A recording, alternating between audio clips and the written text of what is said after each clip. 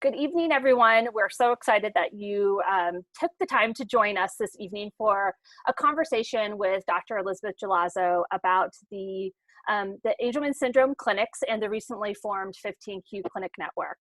We've received a lot of great questions about our clinics, and we thought this would be a really good time to have our Director of Clinical Integration come on and explain to everyone a little bit about how the clinics came about the clinic network, what we're working on, and then what you can expect if you decide to go visit a clinic. So Liz, is it okay if I call you Liz during this conversation? Please. Thank you so much for joining us tonight. First, do you want to introduce yourself and tell us a little about you and your family? Of course. First, thank you for having me on. I'm thrilled to be here to discuss something that I feel really passionate about. So thank you for the opportunity. As you mentioned, I'm Liz Jalazo. I'm the Director of Clinical Integration for the Angelman Syndrome Foundation. But to take a big step back, I am first and foremost a mom to a 5-year-old, almost 6-year-old, Evelyn, with Angelman syndrome. I have two other typical kiddos, 7-year-old Sloan and 3-year-old Charlie. So it's busy in our house. And I'm also a pediatrician by training. I started off my training in general pediatrics. I spent several years practicing as a general pediatrician, and then I decided that genetics was really where my passion was. It was always in genetics. So Evelyn just gave me the little kick in the rear that I needed to actually go back and do the formal training. So I am now at USC, actually within the pediatric genetics and metabolism division. So some of you may see me on our Angelman team visits. So I have many hats that I wear, and tonight I'm here talking about our amazing network of clinics. Awesome. So we are very thankful to have Liz. For those of you that don't know a little bit about her evolution and her history with the Angelman Syndrome Foundation, she started off as a board member for the Angelman Syndrome Foundation a few years ago, and just last year was asked to step up and help really ramp up our clinic efforts. And so Liz, can you kind of just give an idea on how the evolution of clinics started for the foundation? Sure. So, more than a decade ago, or nearly a decade ago, I should say, back in 2011, the ASF really recognized that there were people around the country who were really providing excellent care for individuals with Angelman syndrome and seeing a lot of patients with Angelman syndrome. And so, the ASF as a foundation reached out to offer support. Initially, this was to Ron Thiebert at Mass General Hospital. Because we recognized that he was really providing a service for the community that was really invaluable, and we wanted to ensure that that was sustainable and that he could continue providing that service for the community. So in 2011, the Mass General Clinic was opened, or as supported from the foundation. He had been seeing patients for many years, but supported from the foundation, as well as UNC Chapel Hill. And so, it really kind of evolved organically from there.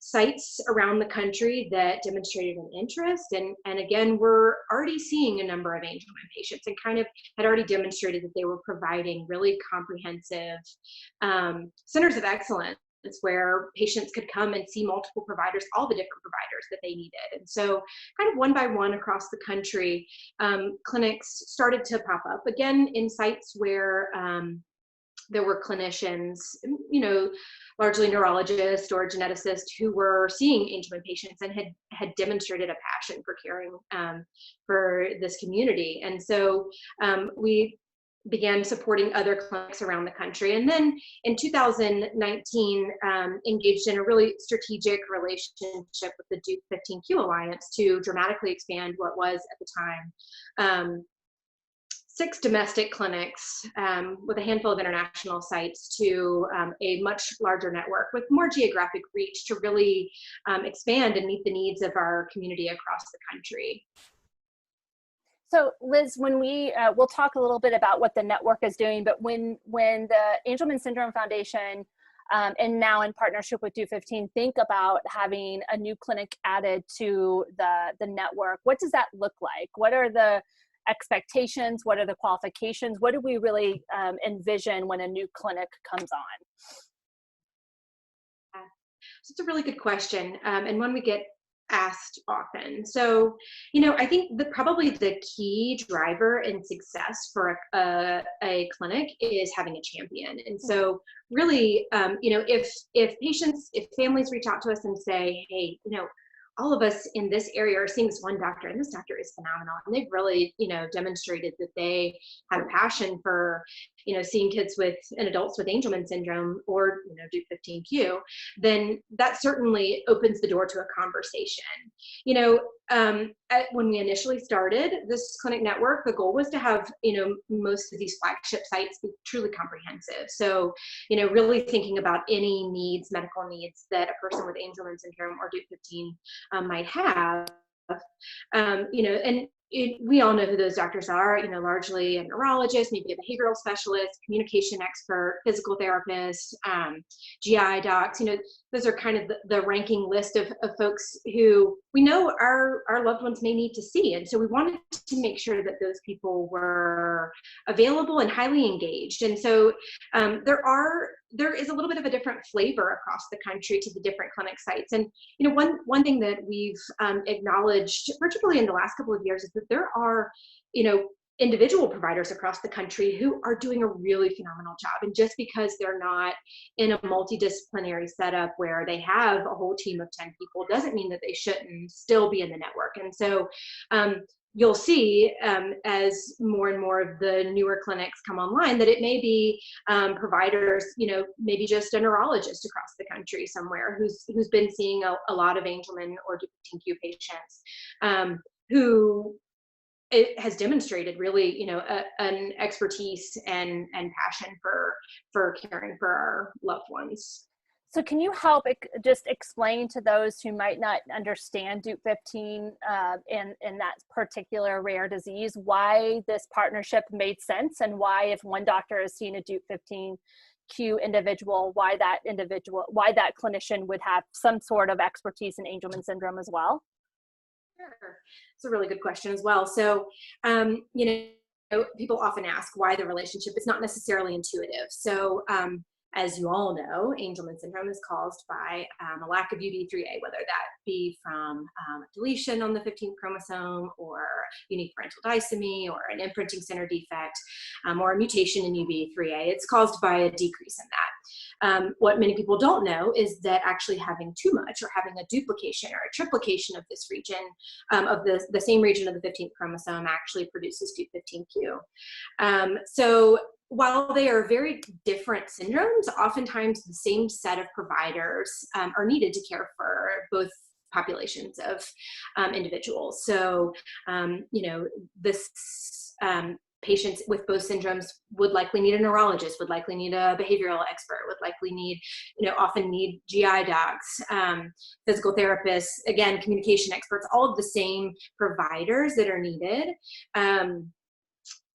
to care for both populations. And so this is why this strategic collaboration really made sense, because like the ASF that had been investing in, ensuring that the best evidence-based medicine was practiced across the country, and that as many of our families had access to that as possible, the Dup15q Alliance had likewise been investing in this and had believed in this as well. And so when we looked at the two networks, there was actually very little overlap in similar sites. And so by combining the networks, while many of these sites are still gaining their expertise with the alternate syndrome, they've been caring for children with similar needs for many years. And really importantly, I think the most important thing is each of these clinic sites were asked, is this something that you're interested in? And can you demonstrate that you're dedicated to caring for both populations? And so you may notice that there are some sites that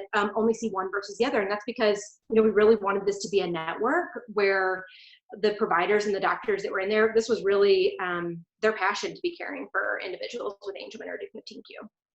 So outside of the clinics actually seeing patients, talk a little bit about what this network is doing in order to really enhance clinical care and research and treatment for individuals in both populations. Yeah. So really, you know, in its most basic form, this network serves as a communication network among all of these providers. And so, this is the goal really ultimately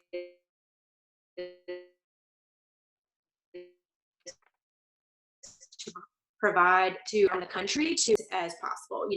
We know that it's not realistic for people to get on a plane or drive all the way across the country to see, an expert. And so the goal is to have clinics.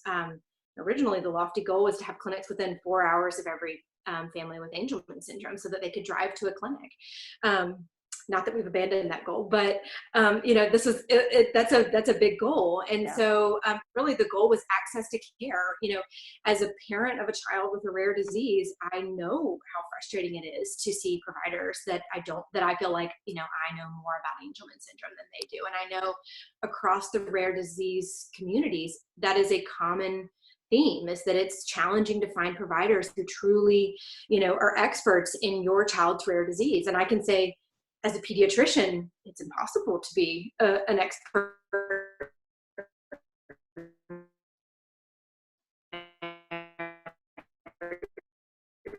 disease. And but in doing, clinicians need to be able to learn and communicate with each other. So the clinicians, actually, all the doctors in the network, as well as other providers, again across the country, who are doing a really fabulous job seeing patients with Angelman and Dup15q, get on a phone call once a month, which I know doesn't sound like a lot, but herding 40 plus clinicians from across the country is really challenging in multiple different time zones. And quite honestly, across the world, we have participation from doctors in Israel and the Netherlands, and across Europe, as well as South America.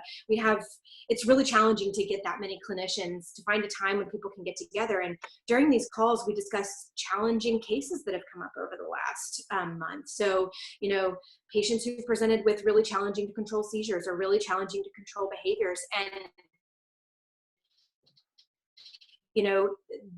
opportunity to pick the brains of people who've seen 200, 300 patients with Angelman syndrome and say, what's worked for you and what's worked for your patients. And so it really provides an opportunity for the clinicians to talk to each other. So if in its very basic form, it is an avenue for communication among experts across the world. In doing so, we hope to really standardize care. There are multiple efforts across the Angelman community right now. There's a lot of participation from clinicians within this clinic network to get standards of care documents out to every provider in the country, to families, so that they can walk into a doctor's office and say, here's the expert consensus on how to care for my child. I know you may not be an expert, but here's what the experts say on how to care for my child. So we know that that's really incredibly important. And then the other huge effort within the network is this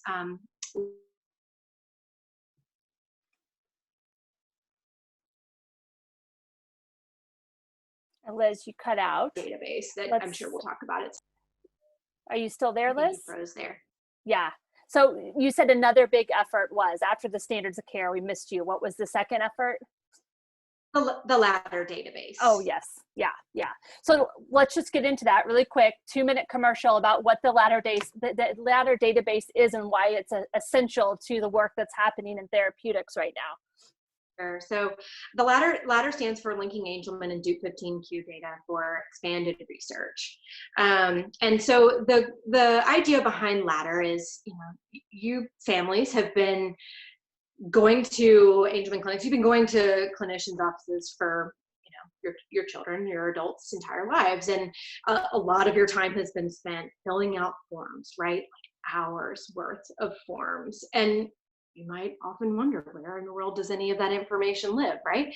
And a huge challenge in the medical system in general is that oftentimes that information and that data, which is really critical to drug development, to standardizing care, to providing excellent care,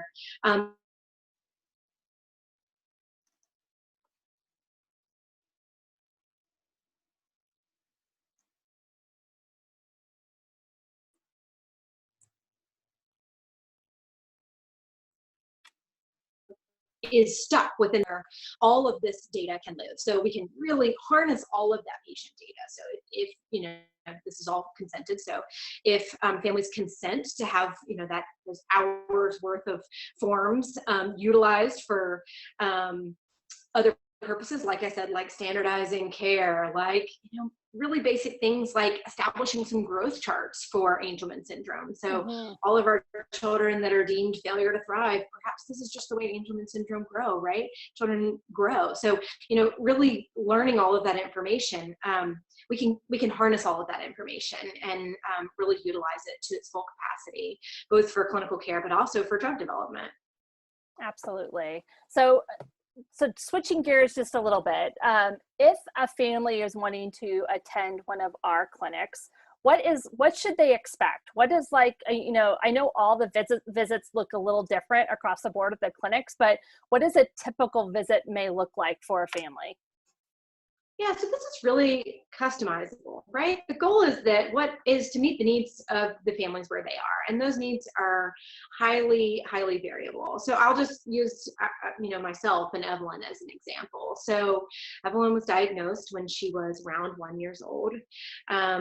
We were in Baltimore at the time, and I shared that similar frustration that we didn't have doctors, we didn't have clinicians that I felt like were really Angelman experts. And so, you know, we kind of knew in the back of our mind, oh, well, there's these really, you know, these focused clinics that we should make our way to. And so probably about 6 months after diagnosis, you know, one thing that we were really feeling panicky about was communication. And so we chose to drive to North Carolina because that's where our family was. Family lives in Chapel Hill. And so we drove down to North Carolina, and we chose actually during our first visit to come in and do a focused visit. You know, we said what we are really focusing on right now is communication. And we really want to feel empowered that we, you know how to manage communication and feel comfortable that we're doing what's best for Evelyn. And so we scheduled just a consultation actually with Margaret Dorenas at the UNC clinic. About a year later, we were still up in Baltimore, and we felt like we needed help with seizure management. And so we chose to actually go up and visit the Mass General Clinic and do a full clinic and really utilize all the different services that were provided through the Mass General Clinic. You know, for us, you know, we really felt strongly about nutrition. And so we have utilized multiple clinics within the country, depending on, you know, convenience, and in particularly also what we needed at that particular time. Now we receive all of our care at the UNC clinic. So, you know, it's customizable. If a family is just starting off, newly diagnosed, and is really looking for a comprehensive visit where they see all the different specialists that they possibly could, you know, the teams really work to either set up a full day or 2 days worth of visits to get all of those providers able to see your child or adult and whatever their needs are. So it can be a long and tiring day, but for a lot of families, this is easier than taking, you know, 5 separate visits to see, you know, to 5 different places. Well, and I know part of the goal too is that with these clinics is that sometimes it's really hard for individuals, to families to get to these clinics, right? So the goal is also, how can we, in a visit, help, you know, create a plan and in hopes that they can go back and work with their team at home as well and say, here is this great wealth of information at these clinics, the way that they're treating seizures, the way they're treating anxiety, whatever. And hopefully that, you know, you can work with your team back home as well, because it is really hard sometimes to get access if you're, you know, traveling across the United States to go see, Dr. Thiebert, for example. And so that's part of the network as well, is like, how can we equip the families, but also equip other clinicians with information they need to best serve this population. Yeah. So, Oh, go ahead. Were we going to say something else? No, I'm going to say, you know, we walked away from that initial visit with Margaret with a plan for our local therapist to be able to enact. And, you know, we really felt like it empowered us as parents, but it also empowered our local provider to not feel quite so helpless. Like, I don't know how to, help this child with a profound communication disorder. So it was really empowering for everybody, the local team, I think, especially. Sure. Absolutely. So if a family is interested in possibly coming to a clinic or learning more about the clinic, what would you tell them their first step would be? So certainly you could visit the website, and, you know, figure out which clinic is closest to you. There's a new clinic coordinator, who is kind of our, what we like to call her, our kind of air traffic controller. So if you're having a question about what, you know, where, you know, might be best to seek care, you can, Zoe Dannenberg can help assist with where, you know, what might be your closest clinic, and the best contact information for that clinic. So Liz, just a couple other questions just to wrap it up. So as the director of clinical integration, what in your mind is the vision moving forward for these clinics? What do you hope to see in the next 1 to 3 to 5 years? I know that's a big question and I'm putting you on the spot a little bit, but I'm curious to get your perspective on that. You know, I hope that my hope for the clinics is that they are a site where families can easily access the most up-to-date evidence-based care, standardized care for all of our loved ones with Angelman syndrome or Dup15q. You know, I think access to high quality healthcare is incredibly important. Mm-hmm. And I think that there is so much knowledge within this clinic network that can really improve the quality of life for our families.